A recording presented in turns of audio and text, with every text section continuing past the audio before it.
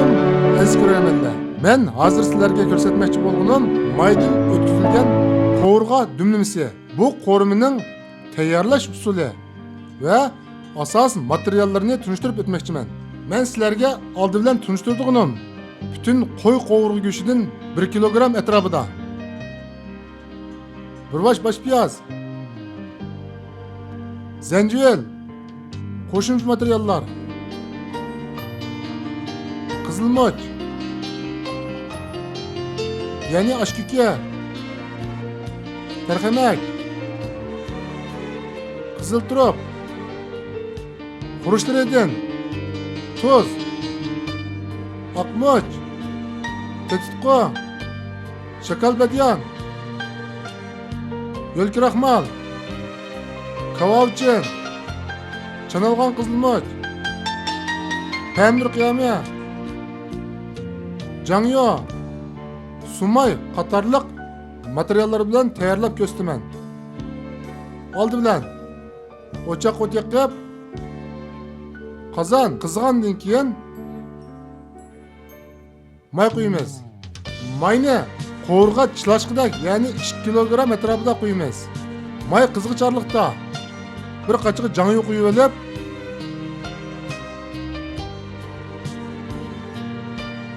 tuz, oqmoch,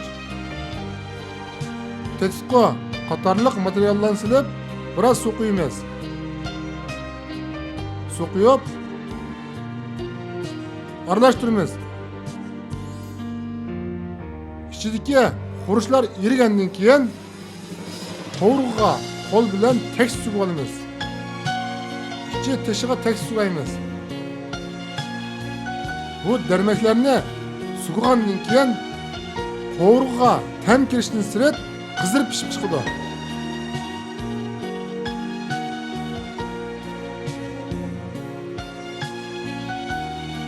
Tam berib oldik. Qozondagi may qizg'ichorlikda bu materiallarni biroz to'g'rab olaylik. Bosh piyozni cho'ng-cho'ng to'g'raymiz.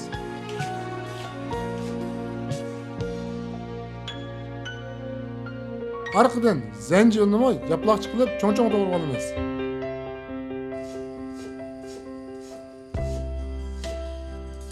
Maymi qizib qoldi. Bu mayni 6 daraja atrofida qizitamiz. Qovurg'ini mayga soldik.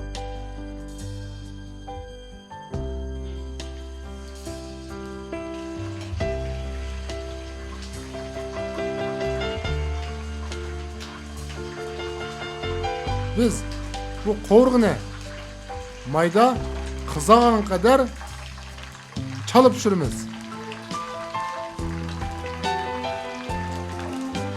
Qovurg'a qizardi. Qovurg'ini biz buni mushunda qizartib olsak bo'ladi. Qovurg'ini suzib olgandan keyin qozonga bir chumush qaytib may quyib, may chuchigandan keyin orqadan bu bosh piyozni solamiz. Ya'ni zanjirni solamiz. Silib qo'raymiz. Muzlik biroq chiqqandan keyin biz bu yumshoq chanalg'on qizilmochni solamiz. Silib qo'raymiz. Orqadan pamir qiyamidan bir balqush solamiz. Yana qo'raymiz. Orqadan shakalbadyandan muvofiq miqdor solamiz. Ondan oqshorib qo'yamiz. Oqshorib deganimiz sumak suvi. Qozon qaynoq chaqda tovoqni yuvib biroz dumlab qo'yaylik. Qozon qaynabdi. Tovoqni ichib, xuruchini solib olaylik. Tuzdan 3 balqush solamiz. Oqmoch 1,5 balqush yo'q.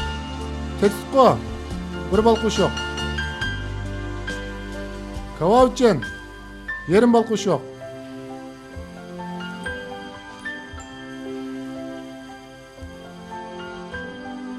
Aralashtirib oldik. Arqadan biroz jangyo qo'yamiz. Andın biz bu qovruğunu ko'rg'i dumlaydi.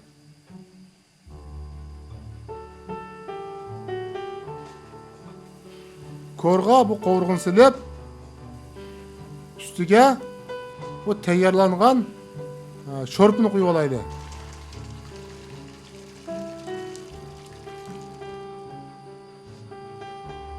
Boş o'tda dumlab bu go'shtni yumshoq qattiqlarga taxminan 2 soat atrofida dumlab pishirsak tayyor bo'ladi. Vaqtmi to'shdi. Bu go'shtmi pishay deb qolibdi. Biz endi bu go'sht pishqicharlikda taksiga biroz bezib olayli.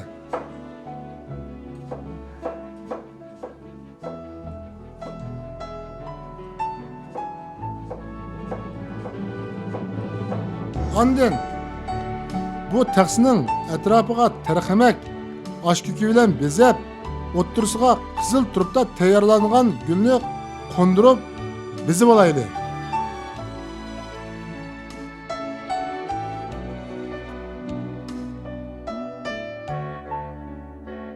Qovruq go'sht pishib qoldi. Bu go'shtni suzib olayli. Rangimi qizg'ish, yaxshi pishibdi. Endi bu pishgan go'shtni so'ngakdan ajratib, shulib olib,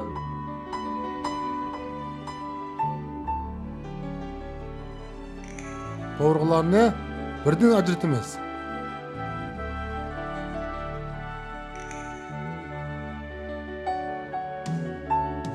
Dasturxonga chiqqanda yeyish qolaylik bo'ladi.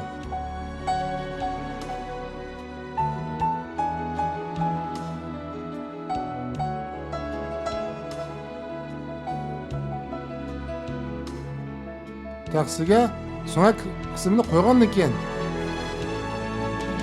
bir qat shulib to'g'raymiz.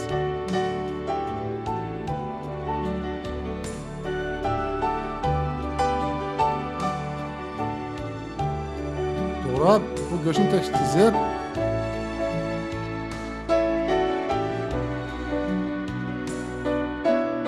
go'shtni ustiga qo'ndirib, andin bu qizil go'shtni ushoq danchiq to'g'raymiz.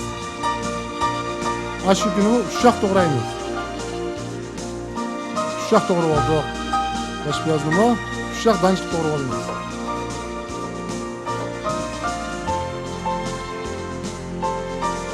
O'choq o't yoqib, qozon qizgandan keyin yarim cho'mich moy qo'yamiz.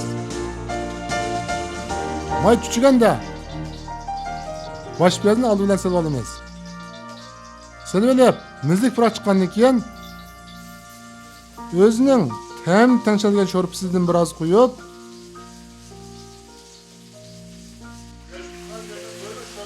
orqadan qizil muchmaydan biroz qo'yib,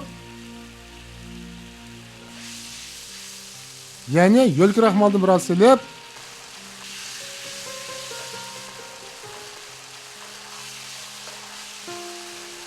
ozroq chuchigan sumay qo'yamiz.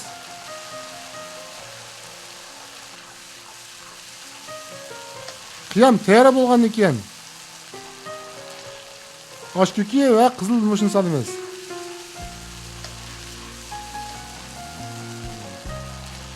Ham quyuq ham mayli qilamiz.